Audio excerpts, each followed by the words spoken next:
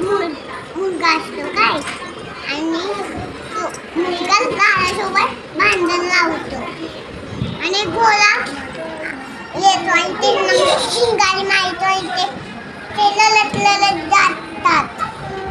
आई पली पली घोड्याने आम्हाला मारलं शिंगार असं म्हणतात आणि काय करतात